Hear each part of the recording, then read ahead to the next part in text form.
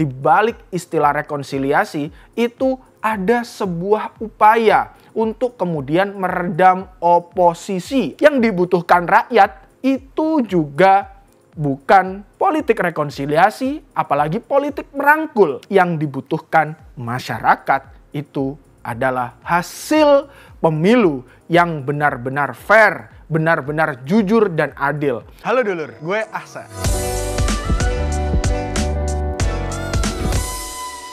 Halo dulur, gue Ahsan. Selamat datang lagi di Think Tank. Kemarin ada kabar bahwa Ketua Umum Nasdem Surya Paloh ketemu Presiden Jokowi di istana.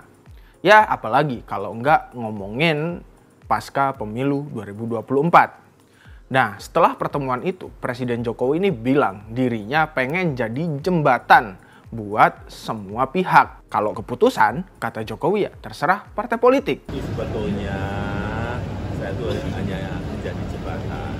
Yang paling penting kan nanti partai-partai. Saya ingin menjadi jembatan untuk semuanya. Dari pernyataan Jokowi itu sepintas nih, atau sekilas, kelihatannya emang kayak bijak banget jadi jembatan. Nah, tapi kalau menurut gua, sebenarnya pernyataan Jokowi ini justru bertentangan dengan demokrasi. Atau setidaknya berpeluang untuk membuat demokrasi di Indonesia ini lebih buruk lagi. Kenapa begitu? Nih, yang pertama. Ketika Jokowi bilang bahwa dia pengen menjadi jembatan bagi semua pihak, hal ini seolah-olah dia menyatakan bahwa pemilu atau hasil dari pemilu itu sudah selesai. Padahal seperti kita ketahui sampai hari ini sebenarnya hasil pemilu ya belum rampung, masih dalam proses penghitungan. Artinya belum dapat dikatakan secara hukum sudah ada presiden yang terpilih. Belum juga dapat dikatakan secara hukum ada pihak-pihak yang kalah. Terus mau menjembatani apa? Kalaupun itu dimaksudkan, dan mungkin tentu saja begitu, menjembatani antara yang menang dan yang kalah. Lah ini pihak yang menang dan yang kalah itu belum terlihat. Justru di sini memperlihatkan bahwa Jokowi dengan keinginannya untuk menjadikan dirinya sebagai jembatan ini ingin kemudian cawe-cawe dalam proses pemilu itu yang semestinya ya dia tidak boleh begitu, apalagi dia sampai mengatur-atur sebagai jembatan kan otomatis ada proses yang itu dia akan mempertemukan pasti antar elit dan elit yang menurut gua ini tidak tepat. Harusnya sekali lagi yang seperti banyak ditekankan oleh para guru besar dalam proses pemilu kemarin, Pak Jokowi itu harusnya menjadi negarawan. Biarkanlah kemudian proses ini berjalan sebagaimana semestinya. Nanti kita tunggu selesainya hasil rekapitulasi suara itu gimana. Siapa yang menang dan siapa yang kalah. Dan biarkan saja partai-partai politik ini dengan manuver-manuvernya sendiri. Nggak perlu dicampur tangani. Nah yang kedua, ini yang paling penting menurut gua. Yakni kita seenggaknya sejak tahun 2019 itu disuguhi sebuah drama. Kenapa gue bilang drama? Karena menggunakan istilah-istilah yang dramatis seperti politik merangkul, politik rekonsiliasi, dan lain-lain. Dan hari ini itu juga coba dipraktikkan. Pasca coblosan kita sudah mulai mendengar istilah rekonsiliasi. Kita pun sudah mulai mendengar istilah politik merangkul.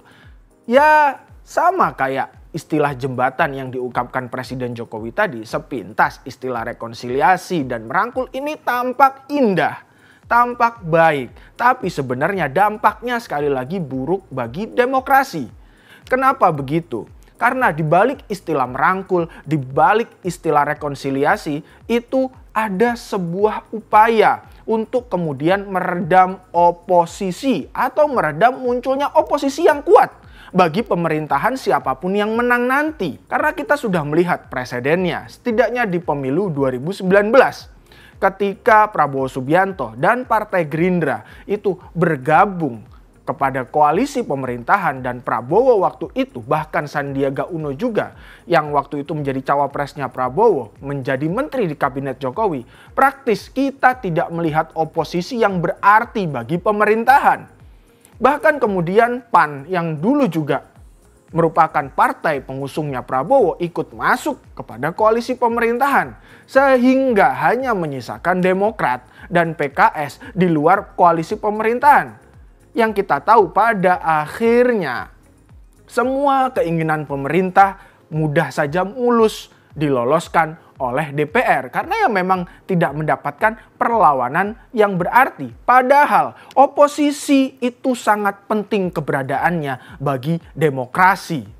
Dan kita pun melihat dari presiden 2019, oposisi yang ada waktu itu bukanlah oposisi murni yang lahir karena hasil pemilu, tapi lebih cenderung kepada yang menurut istilah Dan Slater adalah oposisi kontingen. Atau ya simpelnya oposisi karena nggak diajak aja masuk ke dalam koalisi pemerintahan. Sementara kita waktu itu juga melihat bagaimana Susilo Bambang Yudhoyono, ketua umum dari Demokrat, memang ada kok upaya pengen masuk kepada koalisi. Dia bertemu dengan Jokowi waktu itu dan lain-lain. Cuman ya nggak kejadian. Itulah yang disebut Dan Slater kemudian sebagai oposisi yang kontingen. Akhirnya tidak punya taji. Nah, hari ini peluang oposisi kontingen itu sangat besar terjadi lagi. Kita melihat baru saja Nasdem ketua umumnya Pak Surya Paloh ketemu dengan Jokowi. Tentu kita bisa berspekulasi bahwa pertemuan ini bisa mengarah nantinya Pak Surya Paloh dan Nasdemnya akan bergabung kepada koalisi pemenang. Yang kita asumsikan hari ini berdasarkan hasil quick count itu ya pemenangnya adalah Prabowo. Meskipun belum hasil sesungguhnya ya, masih versi quick count. Itu yang harus kita pertebal. Namun apapun itu, jika nanti memang Prabowo ini benar-benar menjadi pemenang, lalu Nasdem yang sebagai pihak kalah masuk ke dalam koalisi pemerintahan dengan alasan rekonsiliasi. Begitupun dari kubu Prabowo nanti merangkul Nasdem atau mungkin juga partai-partai lain dengan dasar alasannya adalah politik merangkul. Sesungguhnya ini akan membuat oposisi kembali tumpul.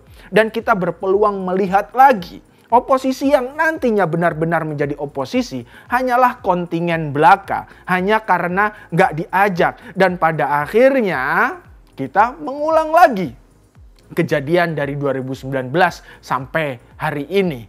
Gimana pemerintah itu tidak mendapatkan koreksi yang baik. Tidak terjadi check and balances antara DPR sebagai legislatif dengan pemerintahan Presiden Jokowi di eksekutif yang semestinya itu harus terjadi. Dan ketika itu tidak terjadi, sampailah kita pada yang disebut sekali lagi oleh Dan Slater sebagai kartelisasi politik ala Indonesia. Yakni ketika partai-partai itu cenderung masuk ke dalam pemerintahan untuk kemudian mengelola anggaran negara yang sebegitu besar sehingga partainya bisa tetap hidup dan tentu saja tujuan akhirnya tetap menjadi barisan partai parlemen dan terlibat dalam pengambilan keputusan, terlibat dalam kekuasaan. Tapi di sini yang dirugikan tentu saja adalah rakyat. Kenapa demikian? Ketika tidak ada oposisi yang serius, tidaknya oposisi yang murni karena hasil pemilu, dan dia sangat tajam untuk melawan pemerintahan, maka kepentingan-kepentingan rakyat sangat mungkin terabaikan. Ketika rakyat punya keinginan, oh kita harus ada peraturan misalkan perampasan aset. Tentu itu susah akan terjadi. Koruptor-koruptor tidak jadi dirampas asetnya. Lah gimana? Wong ketika itu di DPR tidak ada oposisi yang murni yang bisa memperjuangkan itu. Yang ada hanya oposisi kontingen yang suaranya juga tumpul-tumpul belaka. Sebenarnya istilah rekonsiliasi dan merangkul hanyalah perwajahan lain dari meredam oposisi. Sampai di sini bisa gua katakan, yang dibutuhkan rakyat itu bukan jembatan bernama Presiden Jokowi. Yang dibutuhkan rakyat itu juga bukan politik rekonsiliasi, apalagi politik merangkul. Yang sebenarnya itu hanya timbal balik belaka atau resiprokal politik, resiprokal model. Tapi yang dibutuhkan masyarakat itu adalah hasil pemilu yang benar-benar fair, benar-benar jujur dan adil. Pemilu yang menghasilkan demokrasi yang kuat, bukan demokrasi yang rusak.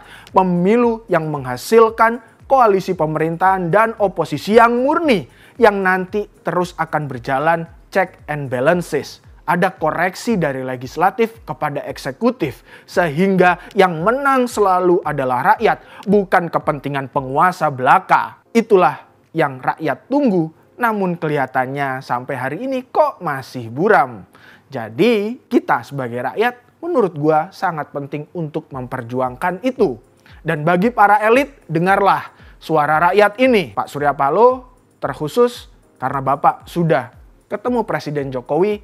Pak, ingat lagi perjuangan pendukung Anies Muhaimin. Ingat lagi perjuangan pendukung koalisi perubahan yang Anda komandoi itu. Mereka dengan tulus memperjuangkan perubahan. Begitupun juga pada partai-partai lain. Ya, PDI Perjuangan yang hari ini saya harus angkat topi karena sudah menyatakan akan menjadi oposisi. Teruslah PDI Perjuangan menjadi oposisi. Teruslah dalam garis itu. Karena oposisi yang murni adalah benteng dari demokrasi. Jangan terhasut apalagi hanya demi rekonsiliasi dan politik merangkul. Thank you.